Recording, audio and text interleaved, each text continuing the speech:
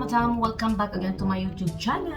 So, for today's video mga madam, ayan, finally, matatry out ko na siya kasi hindi ko siya na-try sa bakasyon. So, this time, nandito na tayo, matatry ko na siya, dinala ko talaga siya. So, let's see kung itong product na to ay talagang mag-work.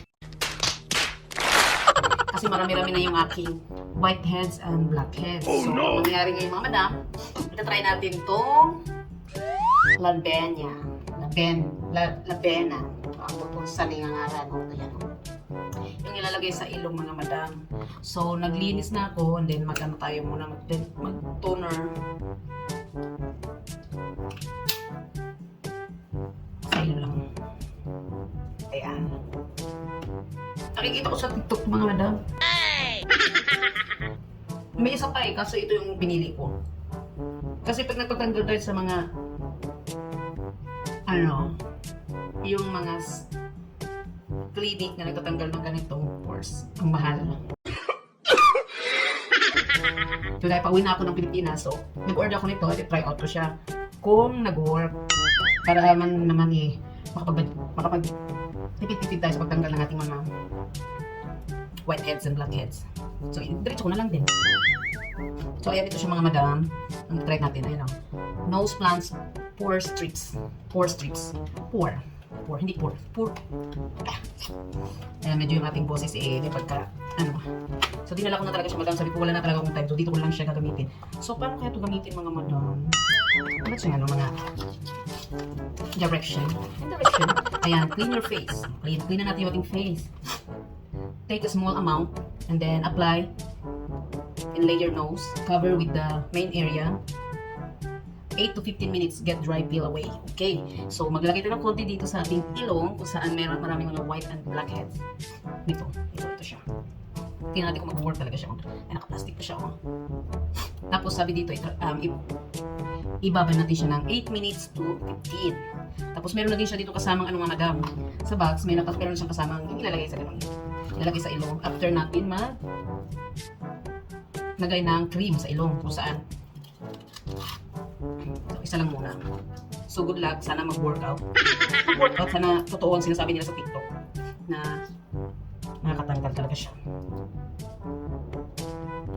So, let's see. Ako ang magpapa-prove sa inyo mga madam ko. May katotohanan yung kanilang mga chismis. Chismis? Ay! Mababas na tuloy siya.